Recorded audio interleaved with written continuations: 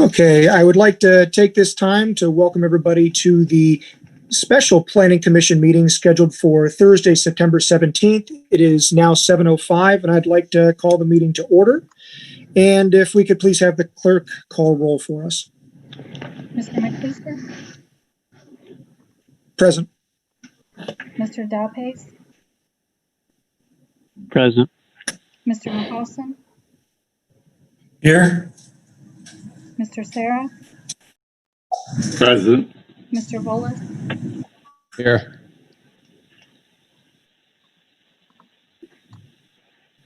All right, thank you so very much.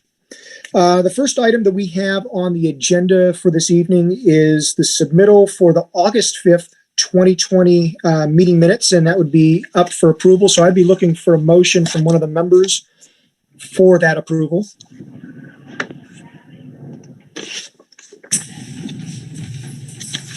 This is Tom Sarah. I'll make a motion to approve the August 5th meeting minutes. Great, we've got a motion from Tom. Do we have a second? This is Eric Delpace. I'll second. Okay, and can we call roll for that, please? Mr. Mahausen? Abstain. Mr. Volas? Yes. Mr. McLeister? Yes. Mr. Sarah? Yes. Mr. Dalpace? Yes.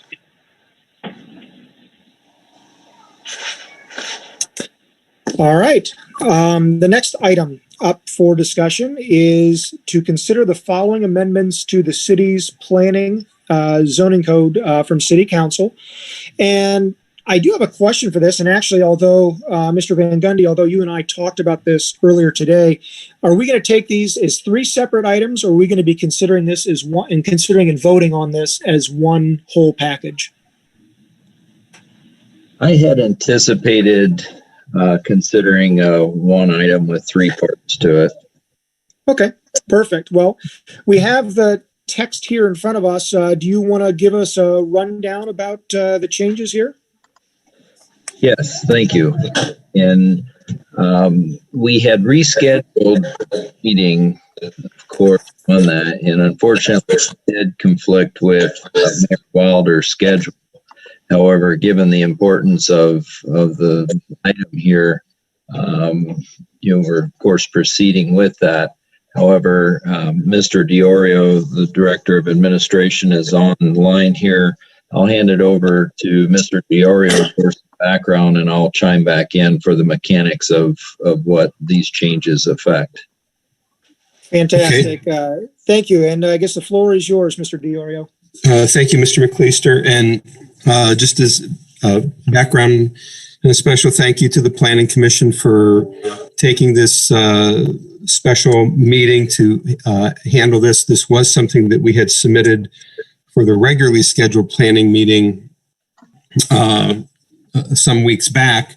But what had happened is we discovered that in some of the changes that City Council had made to how the zoning changes get to the Planning Commission. We had all attended a seminar that was put on by various government officials over in Stark County last summer, and we learned about that.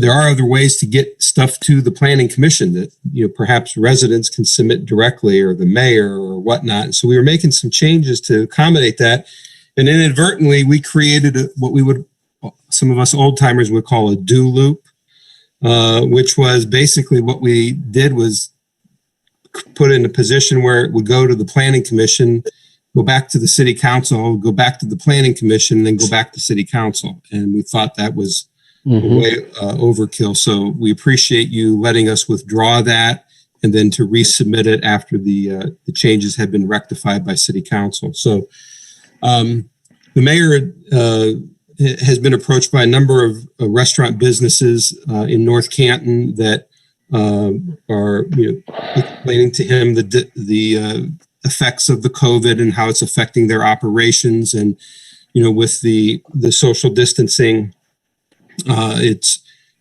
definitely created less seating capacity indoors. Mm-hmm. And, it appears that, this is, a reality that we may be dealing with for some time. Perhaps this version goes away, but, another version could come in. We could be going through this in the future. So getting some opportunity to have additional dining outdoors on the restaurant's premises is the intent here, to provide some relief to these businesses. Now, we should also note that in restaurant dining in general, there has been an overall trend towards outdoor dining as being more desirable. But this COVID has certainly accelerated the demand for that, and now, quite frankly, the very need for it.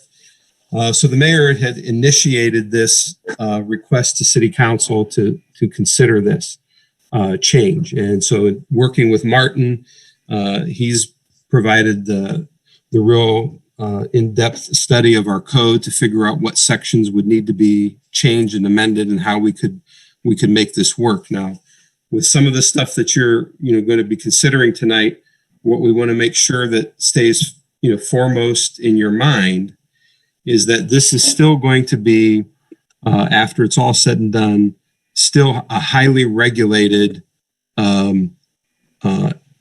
end use. Mm-hmm. So we have, the Stark County Health Department, the Ohio Department of Health, that will be involved in still making sure that restaurant operations are safe outside. There's certain requirements that they have to go through. Our North Canton Fire Department also will be involved in regulating and making sure that fire safety, evacuation plans, and anything required in those arenas are adhered to. In addition to the building department that will be involved in any construction of seating or arbors that provide shade to seating. All that kind of stuff is still all going to be regulated. What we didn't think needed to be regulated was, honestly, was the zoning of that. That if there is ample space on the property of the restaurant in their control, that and they're able to demonstrate safe plan to the building department, the fire department, the health department, we believe that they should be afforded that opportunity. So that's kind of the background of it. Thank you, Mr. DiOrio. And Mr. Van Gundy, did you have anything to add to that? Yes, sir. Thank you. So included in the packet was also the letter from Mayor Wilder, where he goes into some more detail as well on the need for the change here. So in regards to the item before you, of course, we have three parts to that. The main part that really serves as the function here is that 4A. And 4A is showing in that table that there is some text that says in completely enclosed building. And that essentially, that whole line item is talking about restaurants. Restaurants are regulated by the zoning code. Of course, they will continue to be regulated by the zoning code. By making the proposed strikeout of the text in completely enclosed building, therefore does away with the specific regulations as it relates to outdoor dining. So as I mentioned, the zoning code will still apply to the restaurants. We will continue to do the same type of review. If a restaurant was proposing their expansion of indoor seating, we're going to look at it in a similar fashion.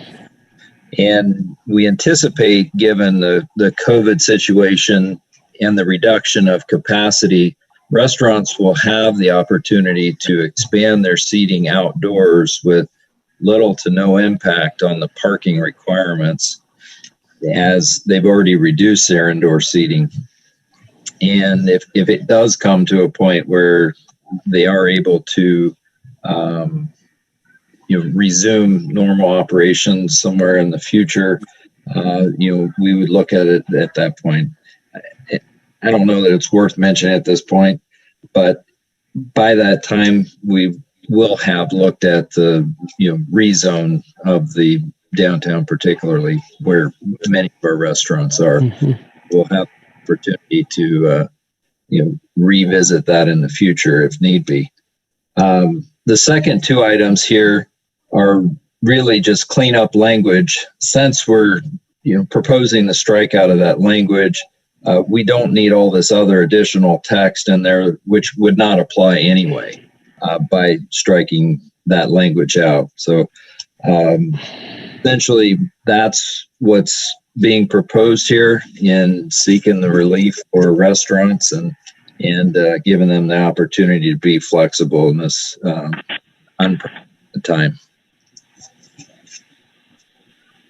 All right. Well, thank you for adding on to what Mr. Diorio had to say. So at this point, I will open it up to questions or comments from any of the Planning Commission members.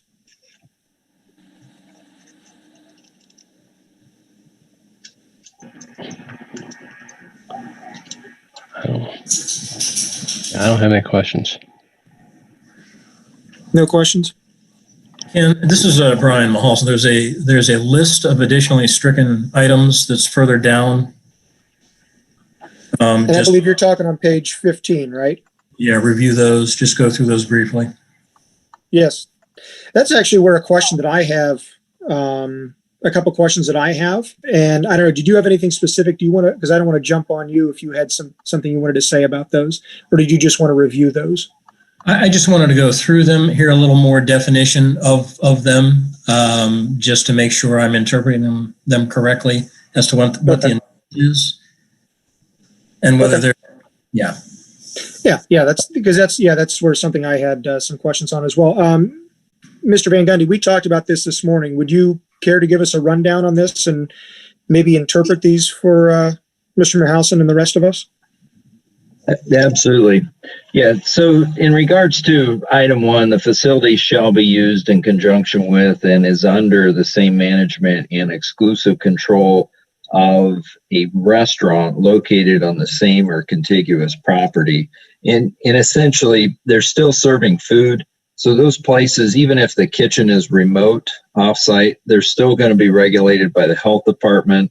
We would still have building oversight. There's still some zoning oversight on this. They will still need to, in most cases, need to submit some type of development plan review where, again, we would be applying the zoning codes just as it were today. The second item, outdoor seating capacity.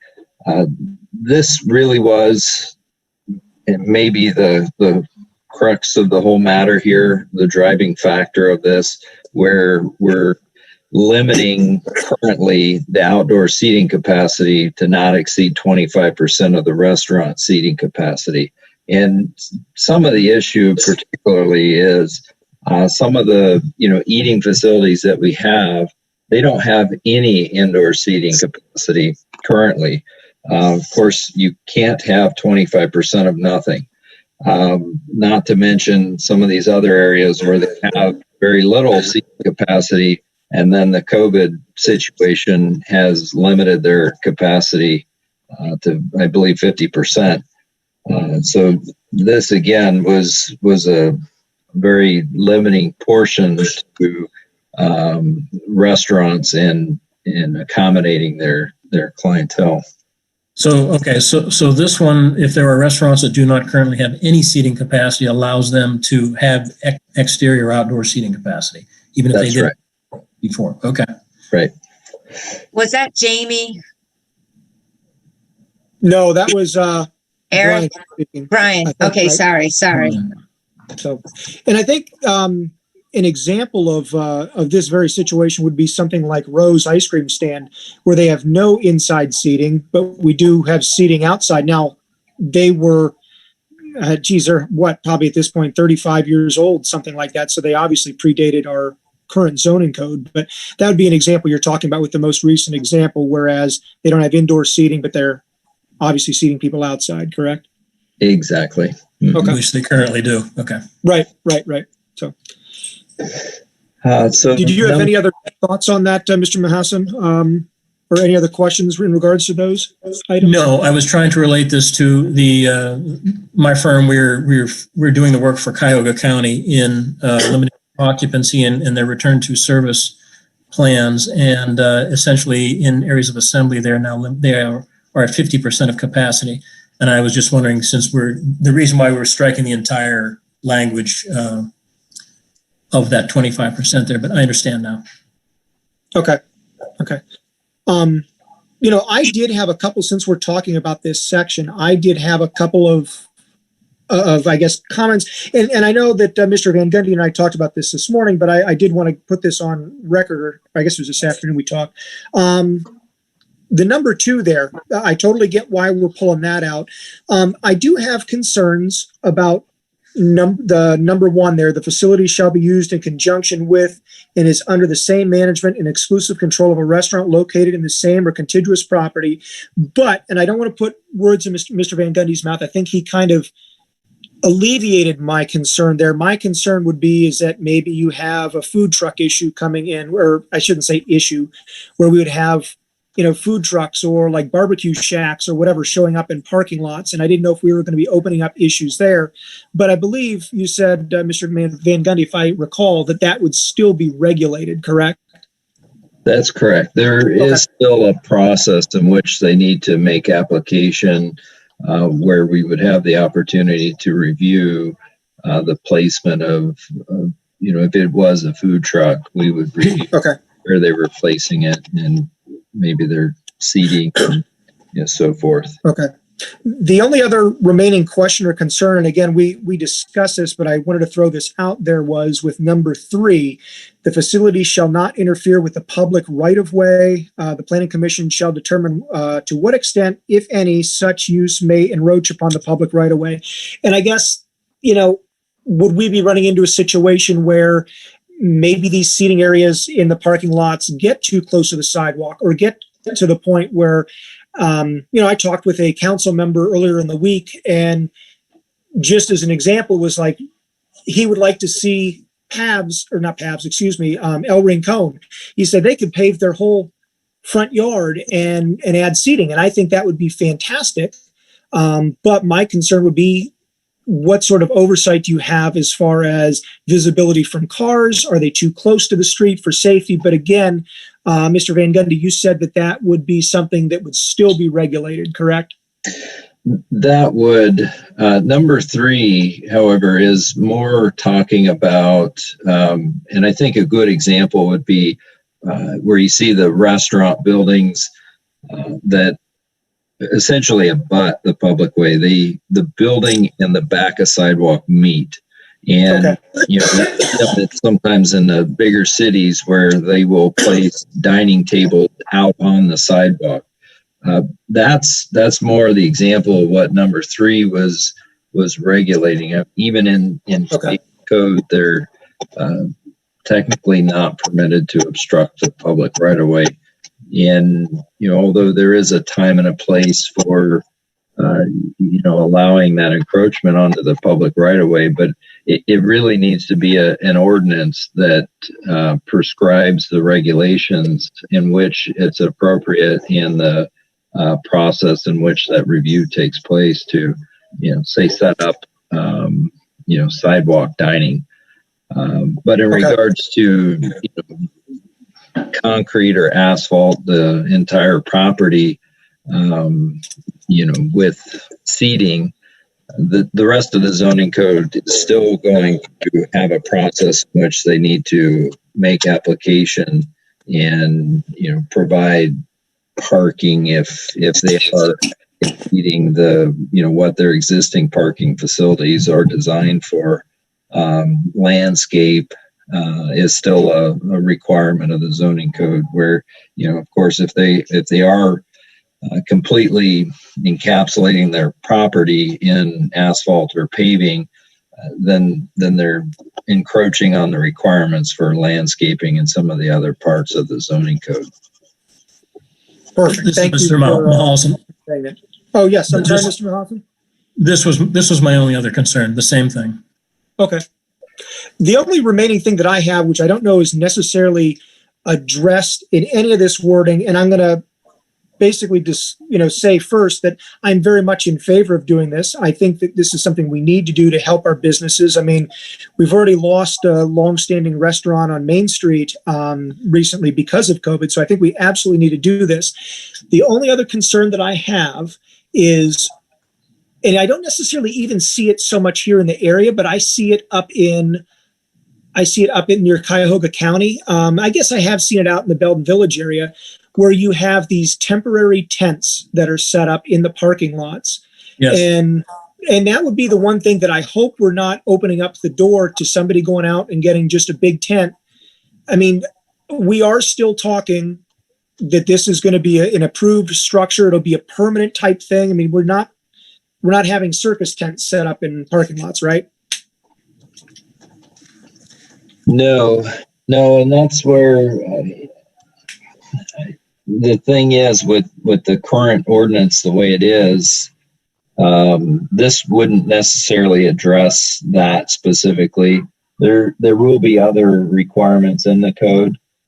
The zoning code does address temporary structures. There are provisions in there. So even under today's code, they could do that. It would be for a limited term. That part doesn't change. That zoning code still exists. So this really wouldn't either permit it any more than we already do, or restrict it any more than what we already do. But or the zoning code rather. Okay, great. Thank you for that description. And I have no more questions, and I'll open it back up to any of the other commission members if they have any comments. I doubt this is going to have much of any effect on currently on restaurants, just because of how late we are in the season. Kind of a shame this is happening so late. If all of these guidelines are still in effect in next year, there's certainly I'm sure will be applied, but it's just a shame it's so late in the season for this. Right, agreed. Any of the other commission members have any comments? No. Okay. Do we have anybody from the community who would care to speak one way or the other on this? I don't know that we do. No, I don't believe we do. Okay.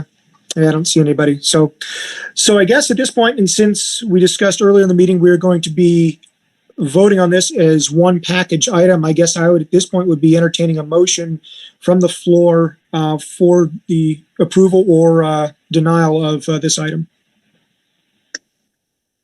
I'll make a motion to approve. I guess we're taking each one individually, so it would be 4A.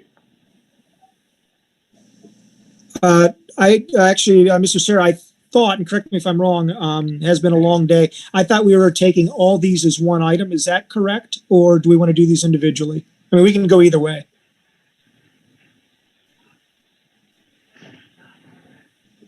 Taking them individually would be the more conservative approach. Okay, we will do that. Okay, so we have a motion on the table from Mr. Sarah for item 4A. Do we have a second? I'll second it. Peter Volas. Thank you. We have a motion and a second. Could we please call the vote? Mr. Volas, Yes. Mr. Dalpace, Yes. Mr. Sarah, Yes. Mr. McCleister, Yes. Mr. Mahousen. Yes. All right. Well, thank you. Item 4A passes. At this time, I would be entertaining a motion for item 4B. Motion to approve. This is Brian Mahalson. Thank you, Mr. Mahousen. We have a motion for approval as presented for item 4B. Do we have a second? I will second it. All right. I think that was Mr. Sarah, correct? Yeah. Yes. Okay. Can we call a vote on that? Or, yeah, can we call the vote, please? Mr. Dalpais, Yes. Mr. Sarah, Yes. Mr. Volas, Yes. Mr. Mahousen, Yes. Mr. McLeister. Yes. Okay, item 4B passes. At this time, I would entertain a motion for item 4C.